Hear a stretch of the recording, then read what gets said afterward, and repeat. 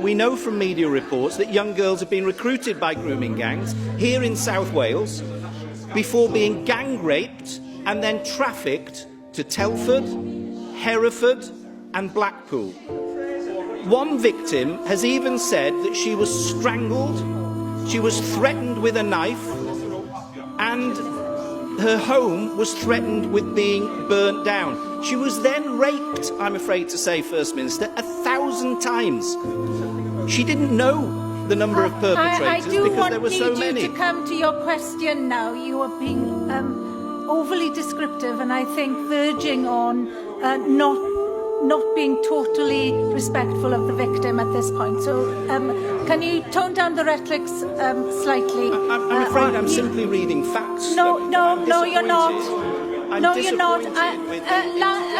The use of language in this place needs to be making sure that you are keeping well away from inflaming any kind of discrimination or inciting of any kind of discrimination. You were doing very well, Darren Millar, with your first two questions in avoiding that. In your third one, you've become overly descriptive, and I need you to now reflect on that and just ask the question again, please. I am not seeking to inflame anything. Good. I'm glad you confirmed that. I'm glad you confirmed that.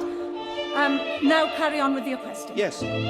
So we know that some of the things which have been described by victims have been absolutely sickening. We know that those things have taken place, young girls in Wales have taken place in terms of recruitment by grooming gangs in Wales. Darren Millar, I ask you for your question. So we need to know that these things, we don't have another Rotherham or Rochdale on our doorstep. Darren so can I Millar, ask you're keeping to your script now and you're not listening to my advice.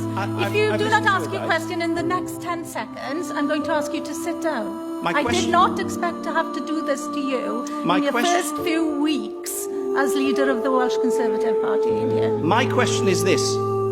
Given that you oppose a UK-wide inquiry, given that we haven't had the assurances which I've sought from you today, and given the extent of public concern, will you now commission a Wales-wide inquiry into child sexual exploitation by grooming gangs here in Wales?